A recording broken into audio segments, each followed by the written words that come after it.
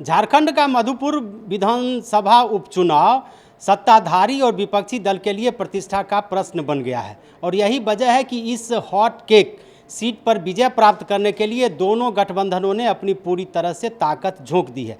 एक तरफ जहां अपने उम्मीदवार हफीजुल हसन अंसारी को जिताने के लिए मुख्यमंत्री हेमंत सोरेन वहां कैंप किए हुए हैं, तो दूसरी तरफ बिहार में विरोधी दल के नेता और आरजेडी के सबसे बड़े स्टार प्रचारक तेजस्वी यादव ने भी मंगलवार को मधुपुर विधानसभा क्षेत्र में जा करके हफीजुल हसन अंसारी के समर्थन में चुनावी सभा की। यह चुनावी सभा एक तरह से यूं कह लीजिए कि इसलिए महत्वपूर्ण हो गया है कि बीजेपी ने वहां हिंदू मुस्लिम कार्ड को खेला है और बीजेपी ने अपने उम्मीदवार गंगा प्रसाद सिंह को जिताने के लिए हिंदू कार्ड खेला है और वह बीजेपी के नेताओं का मानना है कि इस बार किसी भी कीमत पर हफीजुल हसन अंसारी को मधुपुर विधानसभा से जीत नहीं होगी और उन्हें रांची विधानसभा जाने के लिए नहीं दिया जाएगा।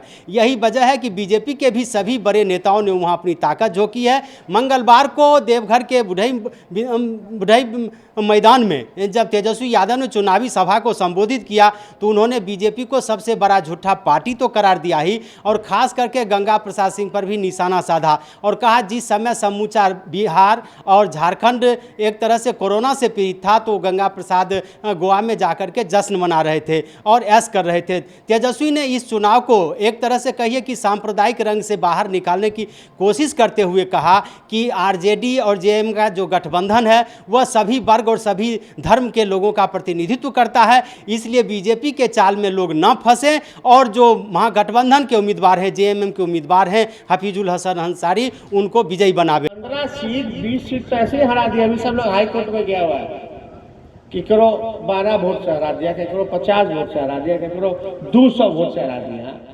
3 बजे शाम में काउंटिंग खत्म हो गया और रात के तक जो है काउंटिंग चल रहा है। प्रधानमंत्री जी को सभा करना था बीजेपी कार्यालय में 5 बजे, करते हैं अगला दिन। बीजेपी का लोग नेता सब पहुंच गए नीतीश जी के घर शाम के 4 बजे का है भाई। पहली बार इतिहास में रिजल्ट वाले काउंटिंग वाले दिन चुनाव आयोग 3 बार प्रेस कॉन्फ्रेंस करके कहती कि गिनती जो है धीमी चलेगी। इसलिए आप लोग सतर्क रहिएगा। इसलिए पोलिंग बूथ पर ईमानदारी से आप लोगों को रहना है।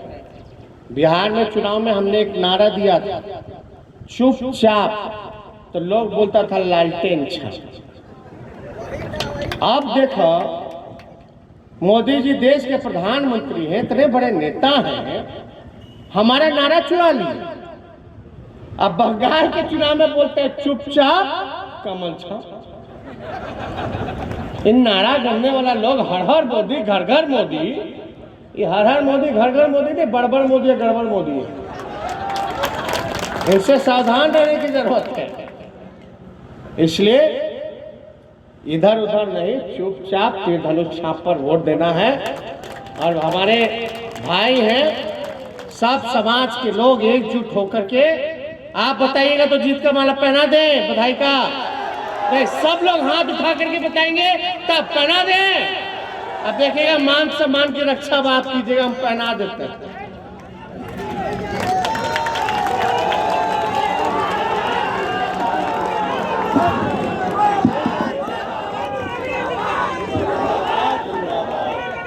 तेजस्वी के वहाँ जाने से निश्चित रूप से जो बिहार मूल के लोग हैं और ख़ास करके आरजेडी के जो माय समीकरण के मतदाता हैं, चूँकि यह बिहार के सीमांचल का इलाका है तो वैसी परिस्थिति में उस विधानसभा क्षेत्र में आरजेडी की भी एक अपनी हैसियत रही है और आरजेडी के कई बार वहाँ उम्मीदवार ने अपनी विजय भी हासिल की है। वैसी परिस्थिति में तेजस्वी प्रसाद यादव का वहाँ जाना और बीजेपी के हिंदू कार्ड को एक तरह से कहिए ख़त्म करने की कोशिश करना, निश्चित रूप से कह सकते हैं कि यह चुनाव दिलचस्प हो गया है। हालांकि तेजस्वी प्रसाद यादव के भाषण का, उनकी अपील का कितना असर पड़ता है यह तो चुनाव परिणाम ही बतलाएगा, लेकिन फिलहाल कह सकते हैं कि वहां मामला दिलचस्प हो गया है। अशोक मिश्रा, कशिश न्यूज, पटना।